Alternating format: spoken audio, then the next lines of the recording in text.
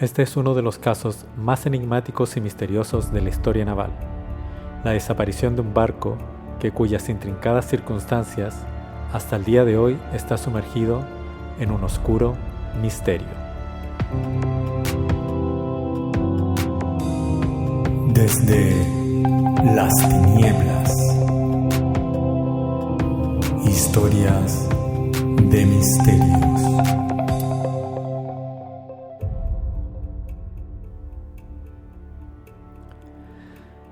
El Fausto fue un barco pesquero que era bastante grande para su categoría, por lo que sus servicios eran solicitados no solo para fines pesqueros, sino que a menudo se empleaban para el transporte de frutas, verduras, gasolina y otro tipo de mercancías. En 1968, Rafael Acosta era dueño del Fausto, que durante mucho tiempo había empleado como tripulantes a los hermanos Ramón y Heliberto Hernández, de 47 y 42 años respectivamente, y a sus primos Miguel y Viterbo Acosta, de 43 y 41 años. Los 4 hombres eran marineros y pescadores experimentados, pues llevaban en el oficio desde la adolescencia, y Rafael confiaba mucho en sus habilidades. 20 de julio de 1968. En las primeras horas de la tarde, el Fausto salió del puerto de Tazacorte rumbo a la isla del Hierro, a unos 80 kilómetros al sur de La Palma. Llevaba un cargamento de explosivos que más tarde se emplearían con fines agrícolas en la isla. Viterbo no se encontraba a bordo ese día, ya que se celebraba una fiesta local y previamente había aceptado responsabilizarse de algunos de los actos oficiales que se llevarían a cabo en su pueblo natal de Tazacorte. Unas 7 horas más tarde, el Fausto hizo su arribada a Frontera, en la ribera norte del Hierro, donde Ramón, Heliberto y Miguel descargaron la carga. Esa noche también estaba en Frontera un paisano de Tazacorte. Gracias a sus conocimientos de mecánica, Julio García, de 27 años y padre de 2 hijos, había conseguido recientemente un trabajo como jefe de mantenimiento de riego en una finca privada cercana. Ese día, Julio recibió una llamada de su mujer. Su hija de 2 meses estaba gravemente enferma y el médico le había recetado antibióticos. Había intentado embarcar en el transatlántico a La Palma, pero lo perdió por unos minutos. El siguiente no saldría hasta 2 días después. Un tiempo que Julio no estaba dispuesto a esperar para ver a su hija enferma. Desesperado, Julio se acercó a un barco atracado en el puerto de Las Puntas. Era el Fausto. Habló con la tripulación de su situación y les pidió que les acompañara en el viaje de vuelta a La Palma, para poder reunirse con su mujer y sus hijos. Julio se ofreció a pagarles el viaje. Ellos rechazaron el dinero y lo subieron a bordo desinteresadamente. Tras recoger unos 10 kilogramos de fruta durante las 7 u 8 horas de viaje, el Fausto partió finalmente del Hierro hacia La Palma a las 2:30 am del 21 de julio de 1968. Ninguno de los 4 hombres volvería a pisar tierra nunca más. Madrugada del 21 de julio. Algo va mal. La tripulación del Fausto había recorrido esa ruta innumerables veces, con condiciones meteorológicas variables, sin problemas significativos de ningún tipo. Aquella noche el mar estaba en calma. Otros pescadores informarían más tarde de que una ligera niebla se había levantado en la zona esa madrugada, reduciendo la visibilidad y dificultando a la tripulación del Fausto divisar las enormes montañas de La Palma a lo lejos cuando salió el sol. Sin embargo, los que conocían a la tripulación, incluido Rafael, no dudaban de que los hombres eran plenamente capaces de navegar en esas condiciones. Se esperaba que el Fausto llegase a Tazacorte alrededor de las 10 horas del 21 de julio. Sin embargo, nunca llegó hasta allí. Esperando calmar los temores de las familias de los 4 hombres, Rafael ordenó a otro de sus empleados que navegara de Tazacorte a Frontera. En otras palabras, que hiciera la ruta planeada por Fausto a la inversa, con la esperanza de acabar encontrándose con ella y averiguar qué había ocurrido. El empleado acabó informando por radio, desde las aguas al norte del Hierro. No había visto al Fausto en ningún momento a lo largo de la ruta, ni siquiera rastro de ella. Hasta ese momento, Rafael había pensado que el Fausto había sufrido algún tipo de avería mecánica y estaba flotando a la deriva en algún punto intermedio de la ruta, en cuyo caso debería haber sido encontrado. Confiaba en sus hombres y en sus capacidades, así que con ese informe sospechó que estaba ocurriendo algo mucho más siniestro. Rafael se puso en contacto con las autoridades. 22 de julio, en busca del Fausto. Se envió por radio un mensaje de emergencia a todos los barcos que pudieran haber estado cerca de la zona y al oeste del archipiélago. El Fausto estaba ahora oficialmente desaparecido en el mar. A mediodía, un bombardero Caza 2-111 despegó de la isla de Gran Canaria y se dirigió hacia el oeste. A pesar de la exhaustiva búsqueda y de las óptimas condiciones meteorológicas de aquel día, sol, sin nubes y con una visibilidad excelente, la tripulación del avión regresó a la base con las manos vacías. No habían localizado el barco, como tampoco lo hicieron las posteriores búsquedas aéreas y marítimas que se desplegaron en los días siguientes, cada una de ellas cada vez más exhaustiva. La idea de que ya no se trataba de un barco perdido en el mar, sino de un hundimiento, empezó a tomar forma en la mente colectiva. Las otras posibilidades que se barajaban tampoco eran reconfortantes, dado que la tripulación solo llevaba consigo esos 10 kilogramos de fruta y muy poca agua dulce. Sus posibilidades de sobrevivir en el mar eran bastante escasas. No cabía duda de que al cabo de unos días ya no estarían buscando a 4 hombres, sino a 4 cadáveres en un barco. 25 de julio, un mensaje de radio del Duquesa. Poco después de medianoche, las autoridades marítimas recibieron un prometedor mensaje de radio.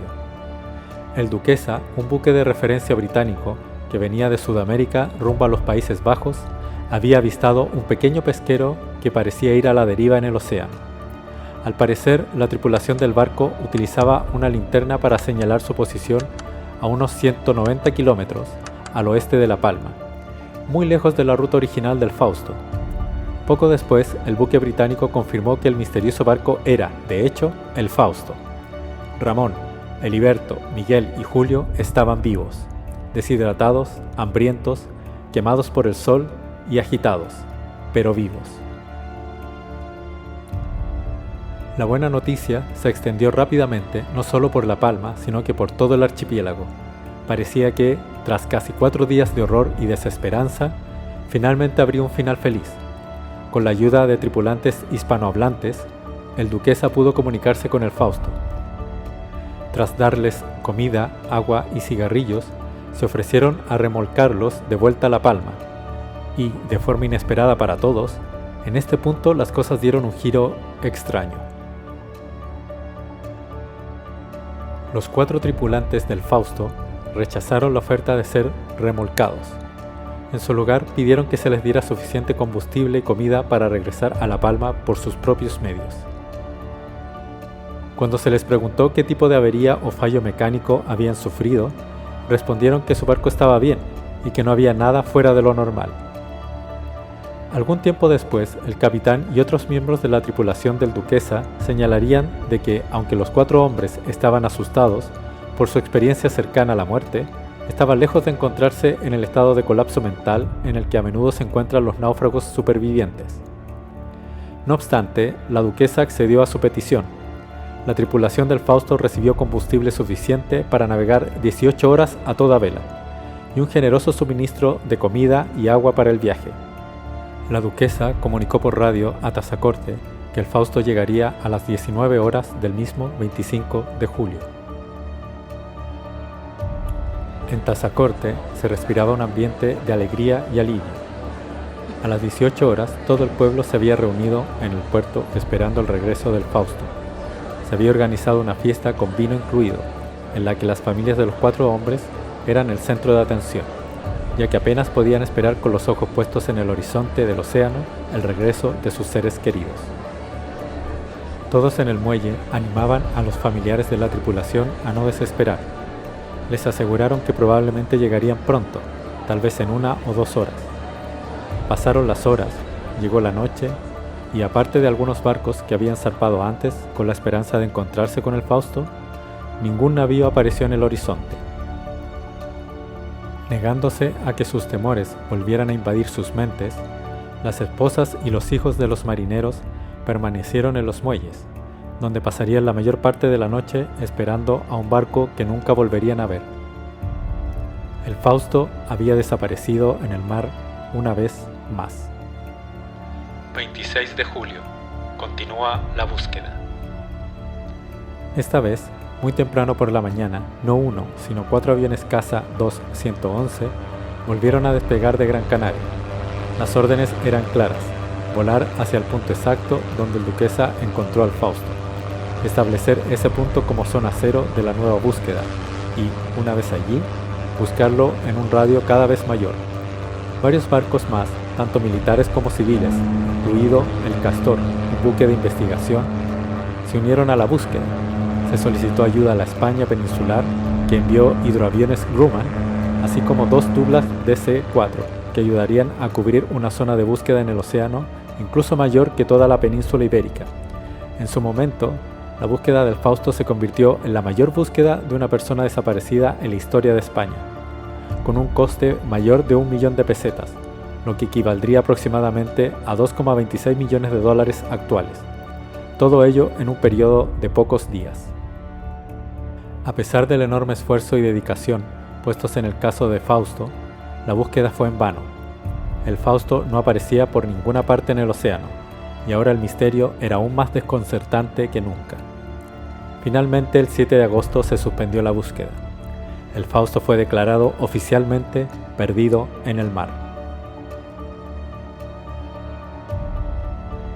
9 de octubre de 1968, 10:54 am.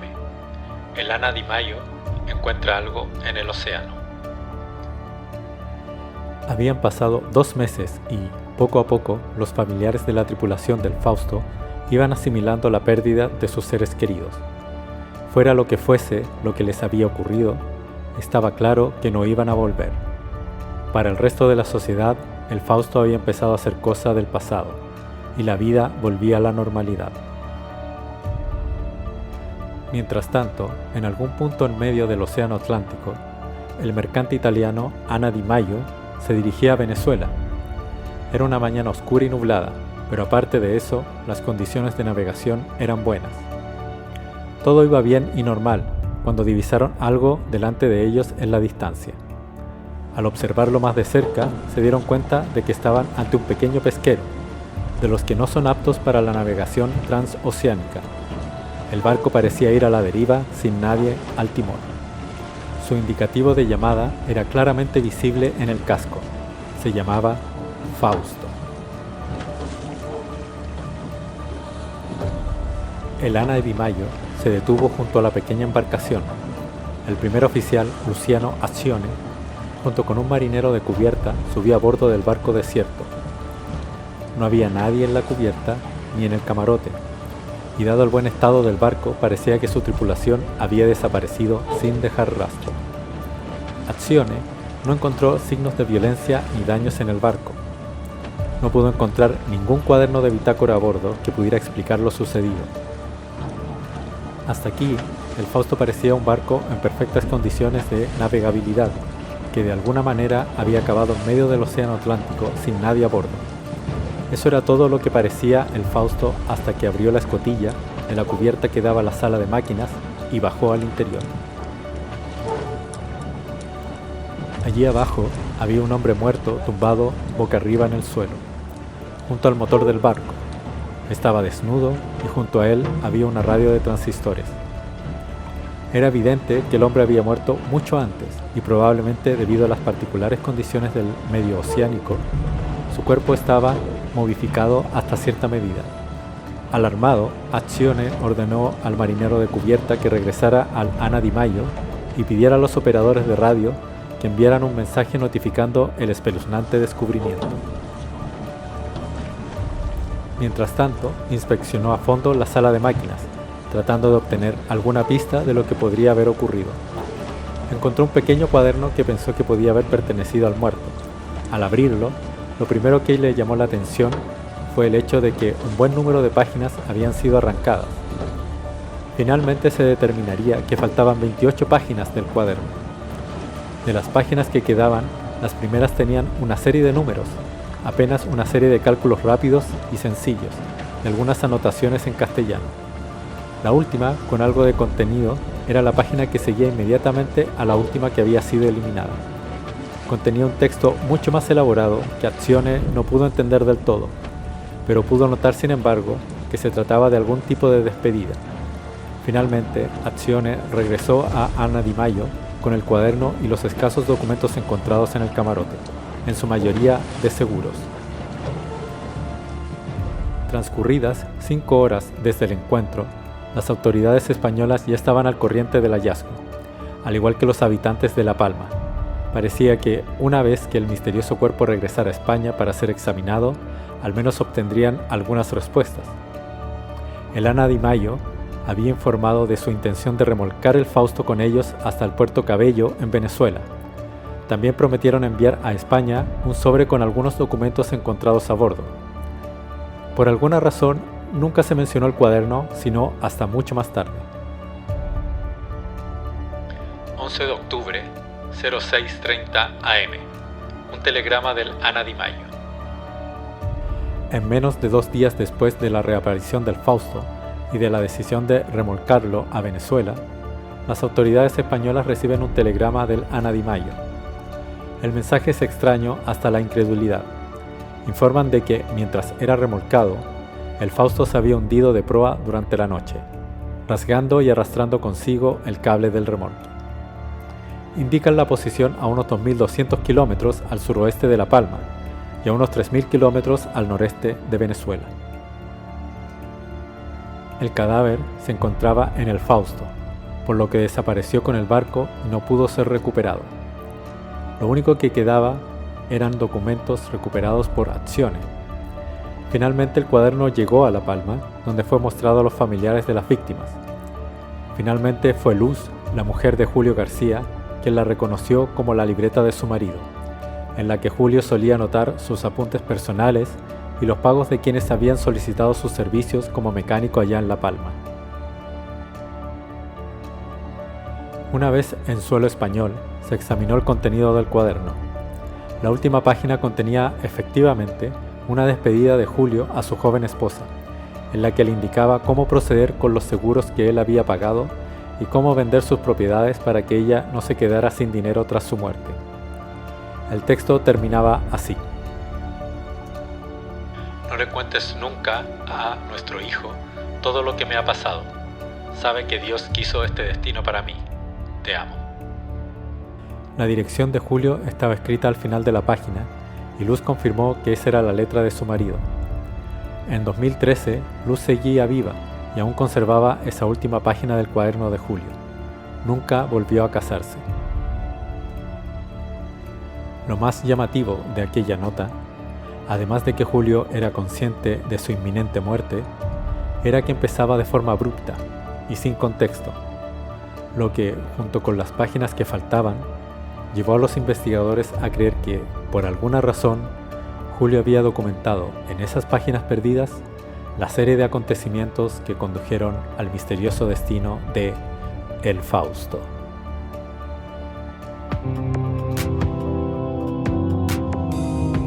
Desde las tinieblas, historias de misterio.